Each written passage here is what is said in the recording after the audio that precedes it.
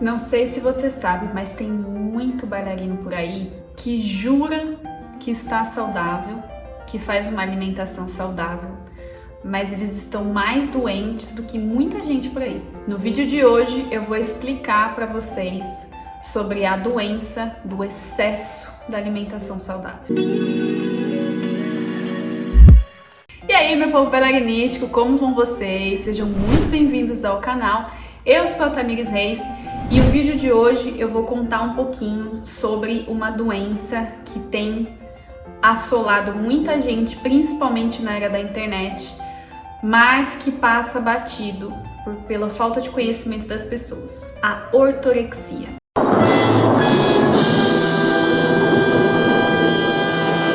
Então, ó, já aproveita, se inscreve aí no canal, ativa o sininho, porque toda semana tem vídeo novo.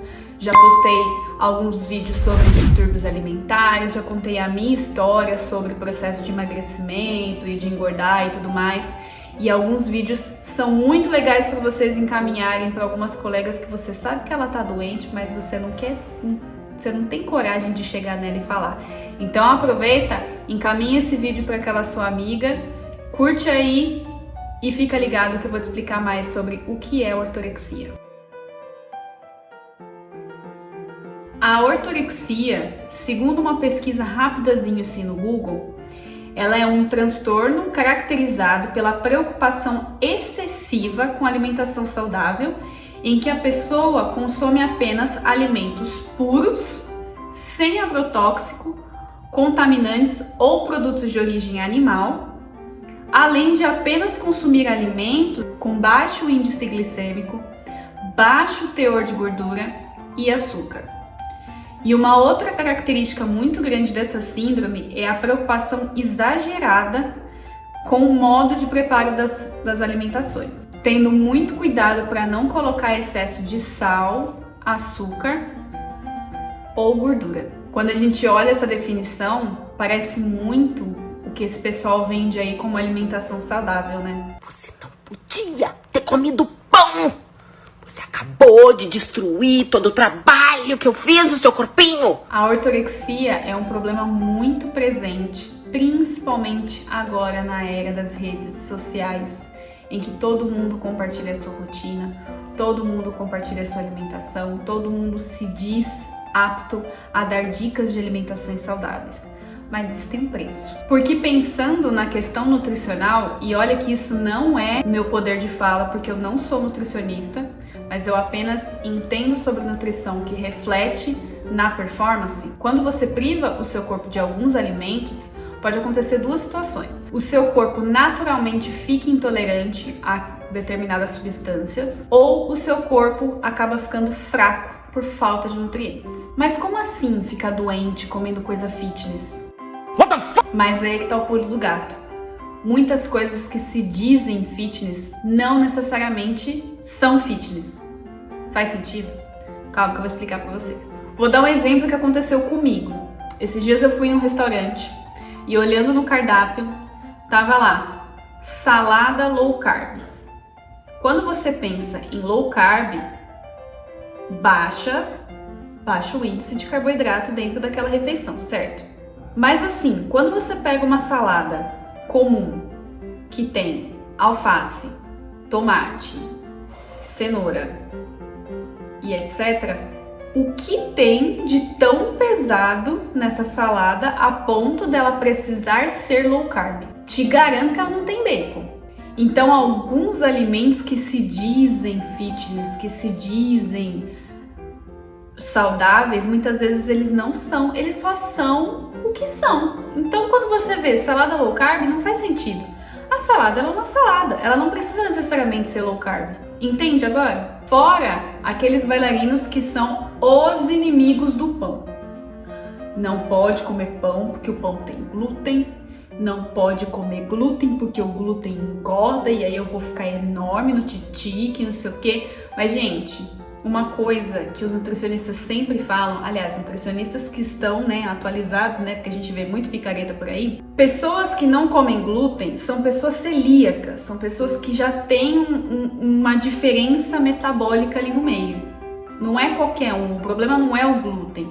E o problema não é o pão, não é o pão que engorda. O que realmente vai engordar é se você comer 5 pães, um croissant, 3 pão de queijo, um saco de bisnaguinha e de tudo isso você não colocar uma proteína sequer. Aí sim, é óbvio que você vai engordar, né?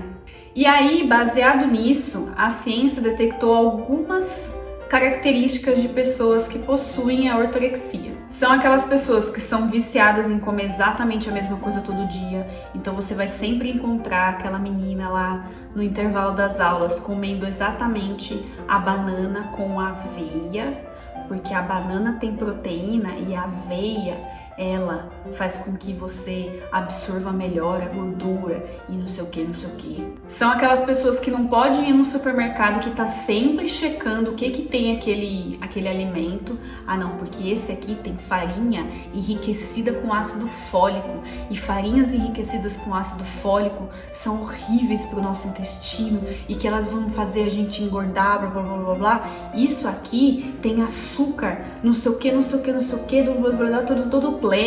Então isso aqui é horrível, isso aqui é um veneno. Aquelas pessoas que planejam a comida o dia inteiro, planejam o que vai comer, onde vai comer, o que tem naquele lugar. Tem pessoas que às vezes deixam de se reunir com outras porque naquele restaurante não tem uma opção que seja decente para a minha alimentação. Então eu não vou me encontrar com vocês porque eu só posso comer alimentos que possuem baixo índice glicêmico, baixa porcentagem de açúcar e pouquíssimo sal. Então eu não vou me encontrar com vocês. E aquelas pessoas que cortam grandes grupos alimentares que são fundamentais na alimentação do ser humano, que são os carboidratos, alguns açúcares são essenciais, algumas gorduras que são importantes para o organismo. Então é aquela galera que fala sobre os macronutrientes. Ah, porque aquilo tem um macronutriente que não é interessante, que não sei o quê. E a pessoa faz isso por conta própria. Não tem nenhum aporte de um nutricionista. E olhe lá, de um nutricionista. Para tudo aí! Porque nutricionista é diferente de nutrólogos. Nutrólogos são médicos que estudam nutrição.